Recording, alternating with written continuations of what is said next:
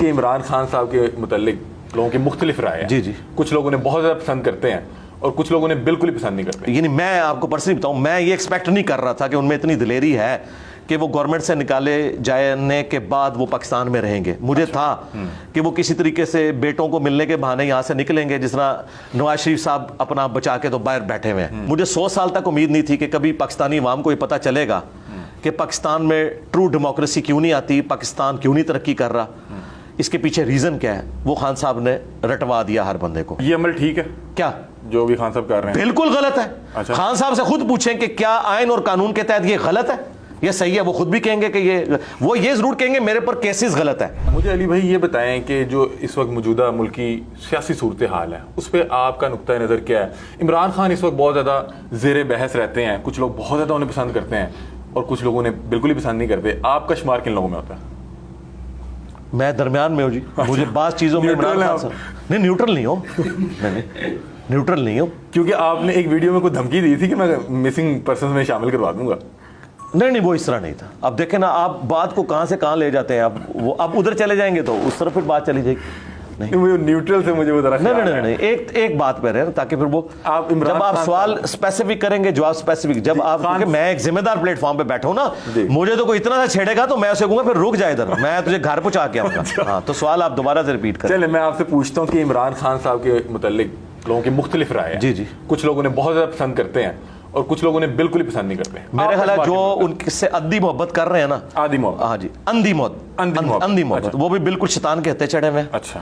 بہت بڑے بلنڈرز عمران خان صاحب نے کیے ہیں اور آج بھی کر رہے ہیں. اور جو لوگ ان سے اندھی نفرت میں ہیں وہ بھی شیطان کے ہتے چڑھے ہوئے ہیں. ان میں بہت ساری ایسی خوبیاں موجود ہیں جو آج بھی موجود ہیں اور ان کو یوٹیلائز کریں. باقی جو ان کی غلطیاں ہیں اس پہ انہیں ہائی لائٹ آپ کریں. آپ کو لگتا ہے کہ یہ آپ کی یہ نہیں پوچھ رہا کہ آپ کیا چاہتے ہیں, میں آپ کو لگتا ہے کہ ملکی صورتحال کو دیکھے کہ عمران خان دوبارہ اقتدار میں آئیں گے؟ آنا چاہیے یا آئیں گے اس اعتبار سے جی میں نے تو بہت پہلے کہہ دیا تھا کہ جب وہ لوگ ہٹاتے ہیں نا کسی کو, اچھا, تو کم از کم اگلی دفعہ اسے نہیں لے کے آتے. میں اپنی بات کے اوپر قائم ہوں. آپ وہ لوگوں کو کیسے جانتے ہیں؟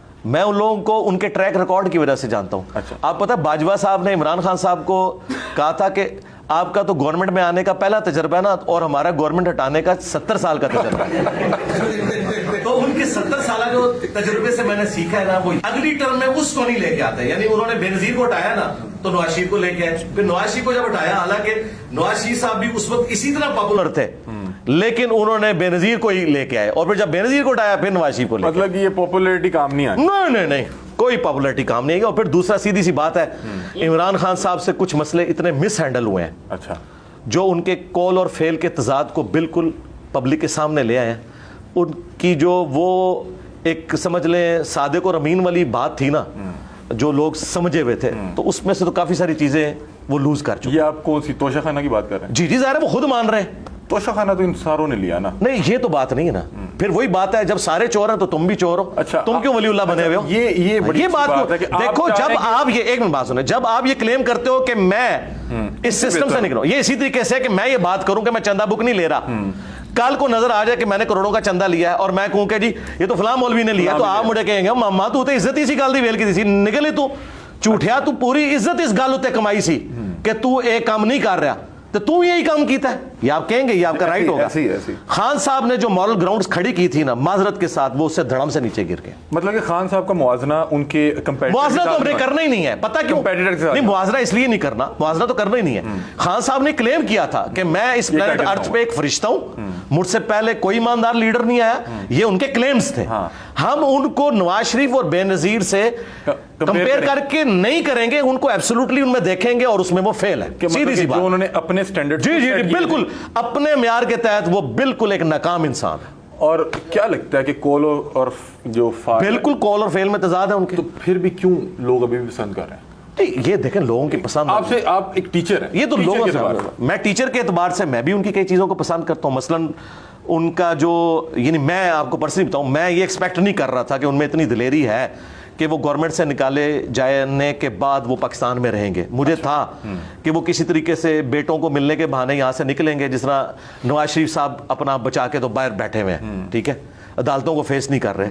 ان کے پاس بھی ریزن ہوگی, ظاہر عدالتیں جس قسم کا کردار ادا کر رہی ہیں وہ آپ کے سامنے ہے. اب ایک ایک کر کے سارے پول کھلتے جا رہے ہیں.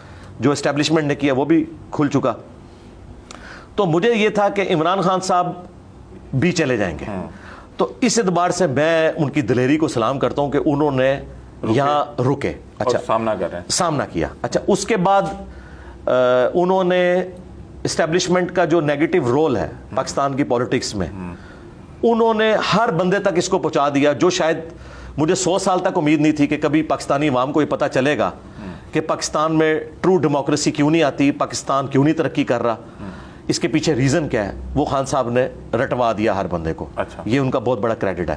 تیسرا, ممی ڈیڈی قسم کے لوگ اور وہ لوگ جو پالیٹکس میں دلچسپی نہیں رکھتے تھے, وہ ان لوگوں کو پالیٹکس کے اندر لے آئے اور لوگ پالیٹکس میں دلچسپی لینا شروع ہو گئے, یعنی نوجوان بچے بھی, اور ایک امید لوگوں کو لگی. آپ بڑا انفلوئنس رکھتے ہیں عوام پہ اور بہت زیادہ ینگ بچے آپ کو بہت زیادہ سنتے ہیں, آپ کیوں نہیں سیاست میں آئے تھے؟ نہیں, کوئی ارادہ رکھتے ہیں؟ نہیں, توبہ استغفار, پاکستان کی سیاست اس قابل ہی نہیں ہے کہ آپ اس میں گھسیں, کیونکہ یہاں پہ آپ کے اوپر جھوٹے الزامات لگتے ہیں, جھوٹے پرچے کٹائے جاتے ہیں. تو ابھی بھی لگ رہے ہیں. نہیں دیکھیں ایک منٹ, مجھ پہ جو الزامات لگ رہے ہیں نا ان کا میں جواب دے رہا ہوں نا. اچھا, وہ تو دے نہیں پائیں گے. وہ نہیں دے پاؤں گا نا. اس کی وجہ یہ ہے کہ میں بنی گالا کی طرح 2000 بندہ باہر کھڑے کر کے پولیس سے تو نہیں جان چھڑا سکتا. میں تو یہ کام نہیں کر سکتا کہ میں اپنے اسٹوڈنٹس کو کہوں گا جی میں نے گرفتاری نہیں دینی اس جعلی مقدمے میں, تو آ کے میری حفاظت کرو. میں تو گرفتاری دے دوں گا, میں تو ایک ابائڈ بائی دا لا ہوں, مجھے پکڑ کے جیل میں ڈال دیں گے, ٹھیک ہے, تو میں جو دین کا کام کر رہا ہوں یہ تو نہیں کر سکتا, یا تو میں باہر کے ملک جا کے بیٹھ جاؤں.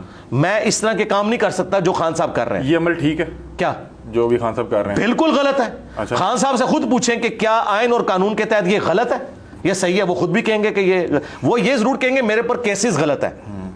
تو سرکار جن کیسز کے اوپر آپ نون لیگ اور پیپلز پارٹی کے ساتھ نیب کے ذریعے جو کچھ کرتے رہے, وہ کیا کیس ٹھیک تھے؟ جب وہ پوچھیں گے وہ کہیں گے وہ تو میں نے بنائے نہیں تھے, پچھلے لوگوں نے بنائے تھے. تو یہ تو بتاؤ نا کہ یہ غلط بنے ہوئے تھے, پولیٹیکل کیسز تھے. تو پولیٹیکل کیسز ان پہ بھی بنتے ہیں. پولیٹیکل کیسز جو ہے نا جی, وہ صحیح ہیں غلط ہیں.